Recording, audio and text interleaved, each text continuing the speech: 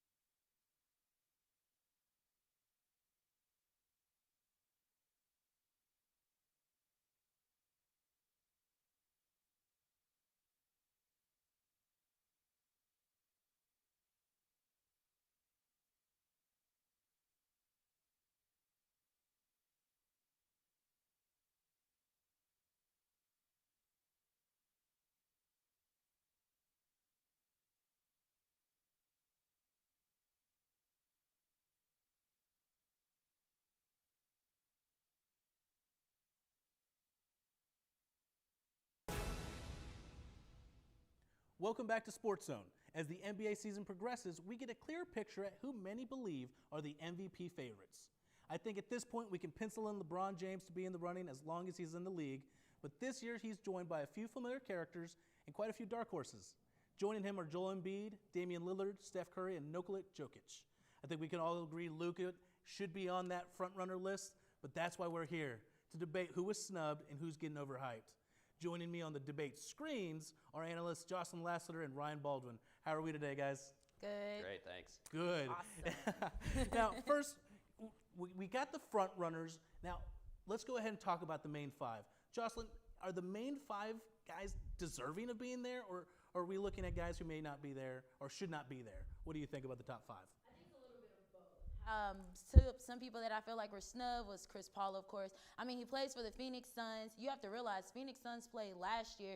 They were probably one of the worst teams, and then to come back and be playoff contingents. And Chris Paul is working. He's basically like a leader on the team. He's carrying that team on his back. And then you have people like Donovan Mitchell, I feel like was also snubbed. I mean, you have to realize Donovan is doing a lot for, playing who he's playing for, as well as his leadership skills. I mean, most of this comes down to leadership, but the way that they're looking at it is like, what team, I guess you could say, what's the best record for the teams? And then you mentioned Luka.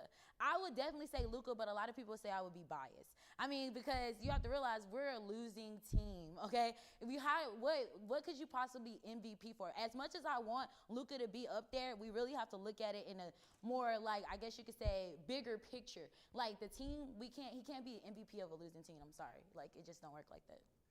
Again, I'm not going to sit here and take this Luka slander, so I'm going to move fast to Ryan. Ryan, save her from this. I know we were talking about the top five, but we quickly jumped into snubs. Do you have anybody that you think is immediately snubbed from the group? I agree with Jocelyn here. Chris Paul has absolutely transformed the Phoenix Suns team, but I also want to talk about Bradley Beal. The man is carrying the corpse of the Washington Wizards on his back. Yeah. He is leading the NBA in points per game, and he's got nothing to show for it. He's an NBA All-Star starter this year, and we're not even going to talk about him at all, not even a little bit. I think that's a big snub, and I think Bradley Beal is going to be extremely disappointed about it, especially since LeBron got to have MVP opportunities when he was carrying the Cavaliers to playoffs on the 8th seed. How come Bradley Beal doesn't get a fair shot? Ooh. Look, it's not about fair shot, and we can go ahead and discuss Bradley Beal's MVP chances when he joins the Dallas Mavericks later on the season. But we'll talk about that later. But I do want to talk about LeBron James. It's how many seasons has he continuously been in the top 5? Is this something that solidifies him as kind of like a GOAT? No. Ah! I'm sorry. Okay, I know I get talked on for saying LeBron James, LeBron James. But honestly, let's think about it. LeBron James needs, if we look at the last 3 games that the Lakers have lost to, he needs Anthony Davis. Like, an MVP is somebody that carries the team. They don't miss free throws. They don't miss open wide shots to at least tie the game. So it's just like LeBron James for the past 3 times has been playing his age for real. Like, he at this point it's like, do we really look at LeBron James as being the MVP, or do we want to look at it as he's really not as MVP-ish? Yes, I made that up, as we thought. So, yeah, I'm gonna have to say, maybe last week he would have been MVP, but these past 3 games really showed he really is not. Yeah. So immediately, now we know who you think shouldn't be on the top 5 list at least. Ryan, who's on the top 5 list that probably maybe should be bumped for one of these snubs? I'm not really sure that there's one that I would bump right now. Maybe LeBron James isn't number 1, but I think everybody that's on the list right now deserves to be there. Kevin Durant and Joel Embiid are having spectacular years. Joel Embiid's really doing it with pretty much no help. The rest of the 76ers have kind of disappeared and left him out to dry. Nikola Jokic is probably farther down than I thought, but I think the fact that the Celtics have both Jaylen Brown and Jason Tatum on notables is kind of weird. They're like a 500 team, but they're not really doing anything spectacular compared to the rest of the field.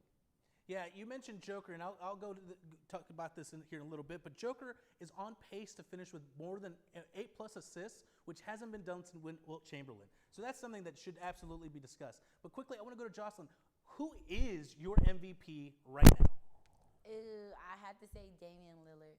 Dame time. Yes. Yeah. Now, is there any particular reason why, or is it just because of what he's been able to do in clutch time? Just what he's been able to do. I mean, when we think of MVP, we think of most valuable player, who is most valued on the team, and Damian does that. He leads that team front and front back. So it's just like, that's who I'm going for. I mean, I'm not going for LeBron. That's what you wanted me to say, but.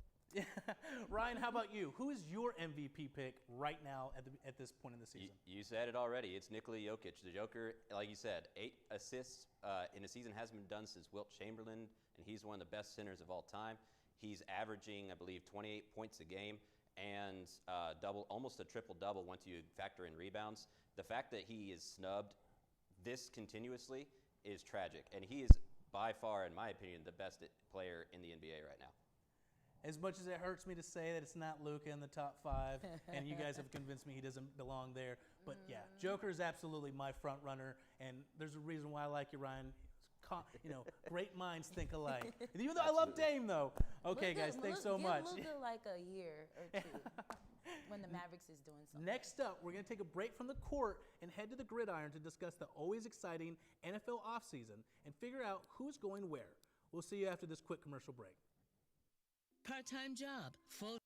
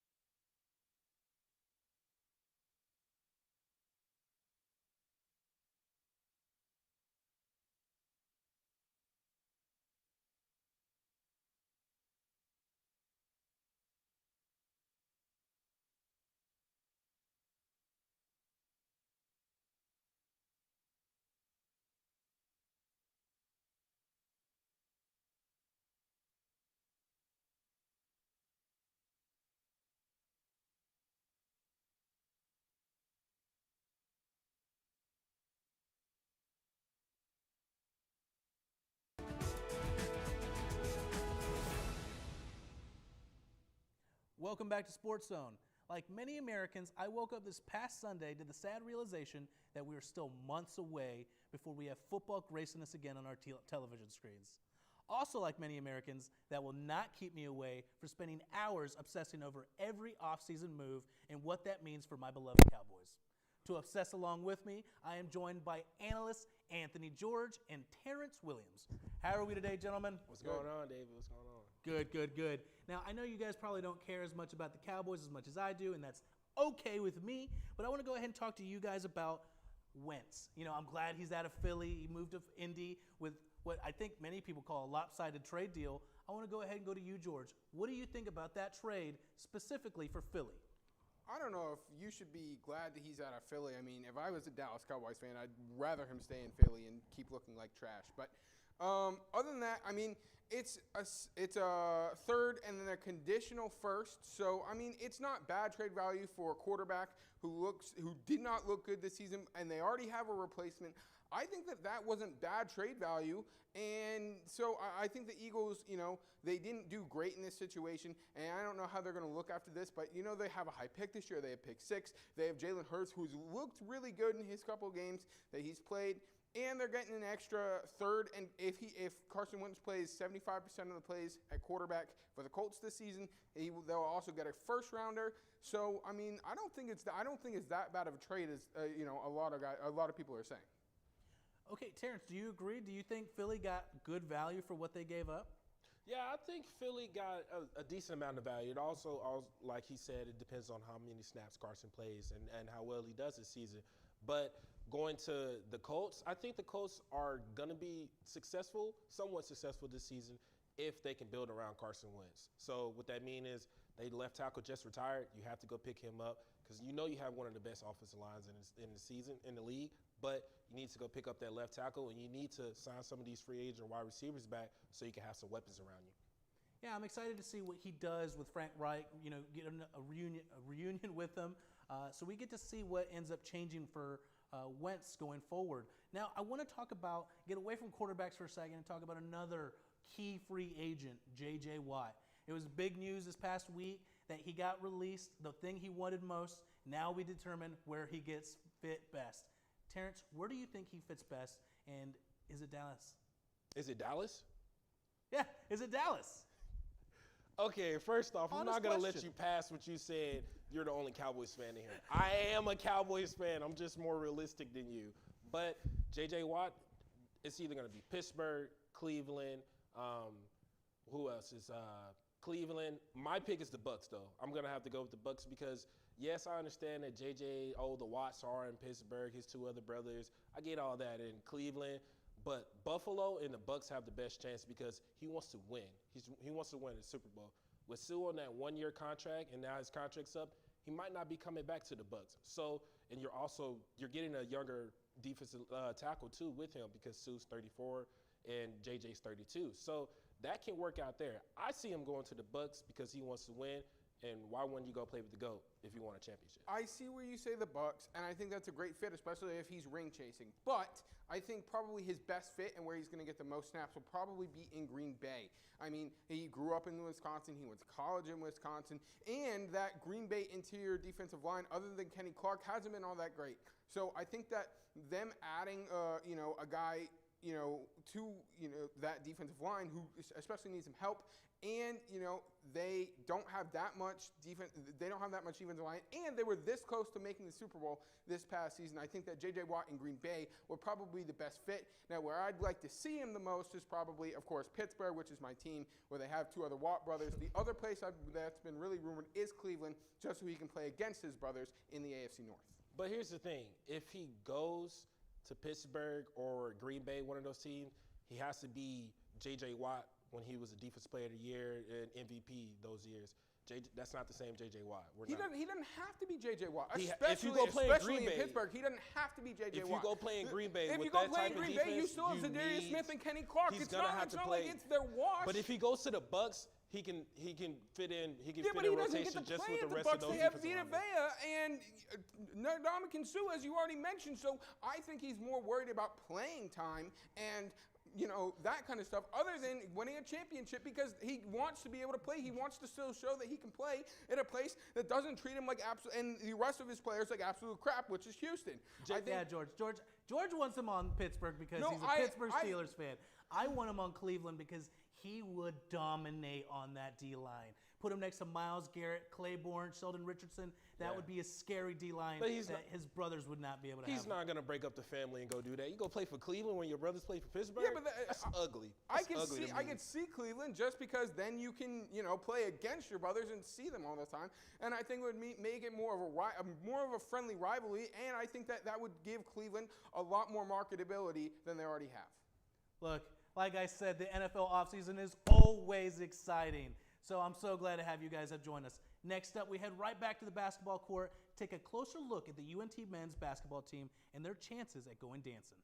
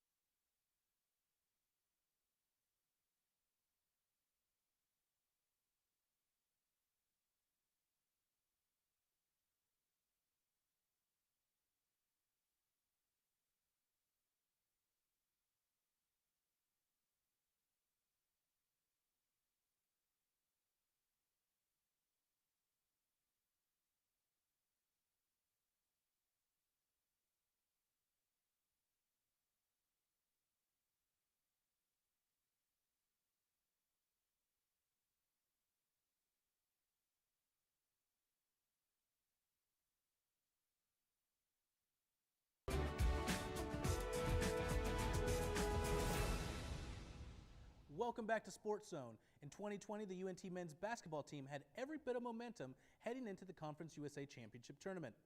Those chances of securing a spot in March Madness were quickly dashed by the emergence of COVID-19. The 2021 season has not been a normal one with the men's basketball team, seeing 8 games be canceled or postponed. Currently, the Mean Green are 12-6 overall and sit at 8-1 in conference play, with the conference tournament scheduled for March 10th.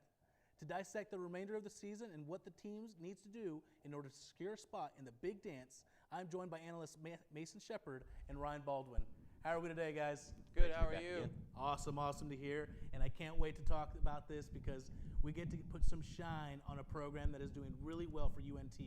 Now, I want to go to Ryan first. Go ahead and give us a little bit of a talk about how they've ended up to the point where they are. They're 8-2 in conference, and they're looking great going into tournament play. Yeah, absolutely. They've been really good on defense. They're one of the top teams in Conference USA on defense, and they're actually 3rd in offensive rating and 3rd in net differential, which is huge. That means they're putting up solid points and playing excellent defense as well. Led by Javian Hamlet, they are a fantastic team. They've got, like I said, Javian Hamlet, the returning Conference USA Player of the Year, and they're really ready to make a poise into the tournament, but they got tough tests ahead with both Marshall and University of Alabama Birmingham coming up. Yeah, no, I'm excited. Like I was saying, this is all, leading to one thing, March Madness. And, as much momentum as they had last year, I think the team is looking even better going into this tournament. So I'm really pumped about that, especially considering that we lost, Gibson last year, and losing him, who was such a crucial player on last year's team, was tough at the beginning of the season. I think they had some issues adjusting to that. Now I want to go to Mason. What did you see for UNT, and what do you see going against Marshall, including them being the next two opponents. All right, now let me talk to you. Now, for what I see from UNT, honestly, I've been very impressed. One thing I will say is that we need to focus on our strength, which is honestly free throws. Free throws has been really good for us, and what that tells me is that we are a slashing team. When a team gets to the basket, we draw fouls, we can get to those free throws. I mean, we're going 60, 70, 80, one time 100% from the line.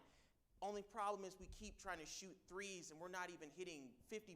It was only one game out of these last 5 that we even reached almost 50% from 3. And if we want to beat Marshall, who's a better three-point shooting team from us, we got to play to our strengths and just slash to the basket, get to the line, and get points inside. Other than that, I think UNT's been playing very well. Yeah, I think it's crucial that Hamlet starts getting to the line. There was 3 games before these last 2 games that he didn't get to the line one time. So that's something I think that they need seeing going forward if they're going to really make a run at the tournament. Now, in order to keep everything going, we got Marshall and then UAB, which the winner of that is probably going to determine the Western Division. Now, do you see anything that needs to be done in order to keep them on top? Ryan. Yeah, so the first step against Marshall is going to be containing Tavian Kinsey and Jared West. That's your current points per game leader and assists per game leader in Conference USA. So it's going to be a real test for UNT's defense to try and slow them down and keep them contained, force it into the front court, and keep the guards from having too much damage. The following week, you have UAB, and that's going to be a really tough test for UNT's offense. UAB, their starting 5 are the 5 best defensive efficiency rating players in Conference USA. Their defense is stingy, and so you've got your test of your defense and your offense coming up, and that'll be the final test to get into the Conference USA tournament as the 1 seed. Do you see the same thing, Mason? I mean, again, we're looking at a team that going into their last 4 games are going against teams who are also really good in conference. What do you think? Well, this is why, as I noted earlier, this is why it is so important to play to your strengths. We're going up against teams that are equal or better than us in some cases in certain areas, and this is why, in my estimation, you have to stay with what brought you to the dance. You have to keep strong with what you're strong with. You can't be trying to be the college Golden State Warriors, whatever, jacking up threes and doing other nonsense when you know what you're good at and you know what can keep you strong and moving forward. So I think UNT has a great shot in the tournament, and I think we have a great shot at winning these next few games, but we have to stay consistent with what we're good at. Bottom line. Yeah, look, I know we haven't mentioned him at all, but I just want to mention his name because I think he is my dark horse candidate for the X factor, Thomas Bell. So I'm really excited to see what he does in the next couple games. I want to thank you guys for joining us on another episode of Sportszone. A reminder, we are on every Tuesday at 5:30 on Charter 192 and Frontier 46. Join us next week when we take a closer look at how Benjamin Franklin Gates stole the Declaration of Independence. Until then, take care and wear your mask.